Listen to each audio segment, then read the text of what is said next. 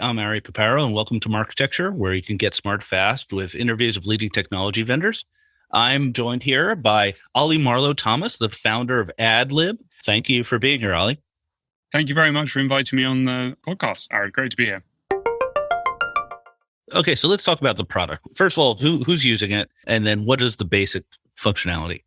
Sure. So firstly, the product is awesome, right? I think it's been one of my big focus areas. When we started, pretty much all of that investment from the sale of the flat went into the MVP. And that was brave, but it played out well because I think so many of these creative products, there isn't the thought that goes into all of the moving parts. And so what we've built is effectively a platform that does 5 core things. So the creative space is very complicated, as I'm sure you're aware. And I think managing all of the different stakeholders is a challenge. And there are different touch points, within different teams to manage and activate and optimize creative. And so really the 5 core pillars we've built on are creative governance. So enabling brands to build creative, which is on best practice for the channel that's being deployed on. It's ideally reusable, right? So it's built in a way that is effectively reusable, and whether that be in a new campaign or in a new market.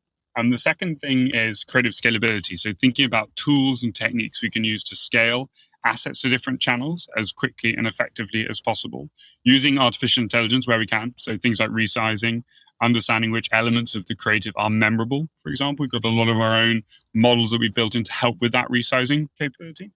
The third is relevance, creative relevance. So helping, and I'm really interested by this, integrate agnostically with third-party media buying platforms. And by an integration, I mean pulling in the media buying strategies, visualizing them for the person who's working in the platform, and I'll come back to who that is, and allowing them to assemble relevant messages for those different audiences. The complexity of trying to line up creative and media is great now, right? We actually did a study, we did it with WBR, beginning of the year. 92% of marketers said that there was no integration between their creative and media teams. And what that's resulting in is a bad consumer experience. The brand is doing all this work, the agency is doing all this work on media targeting.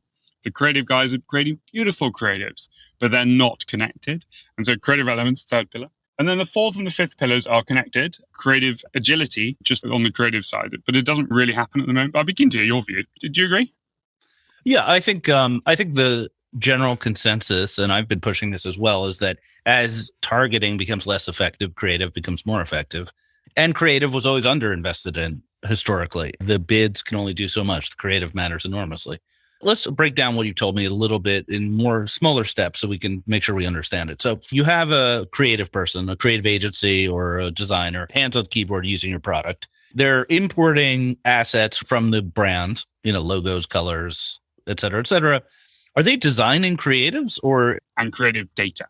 And those two really, you will have seen other partners or players in the market, like VidMob going out with a heavy creative intelligence narrative. I only think that's useful if you can use that data to action something. So we have this very powerful decision tree infrastructure that we've built in the platform.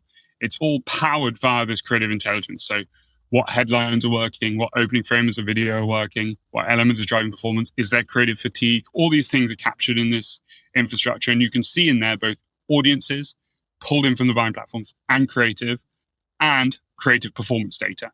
And all those things make this a really nimble, effective area to optimize creative. And I'm super interested.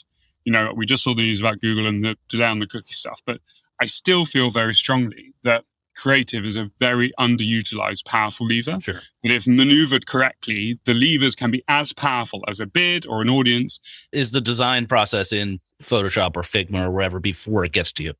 Sure. So most of the time we find that they're not designing the original creative, right? Yeah. There is something, they have something, and they're providing that something for us. And then this is where dynamic and creative intelligence becomes so clever. DCO has become kind of a bit of a dirty word in our industry. I don't know why, but it kind of is, right? And the foundations of DCO were really that every element is changeable, things are updatable, they can change based on the audience, all that stuff.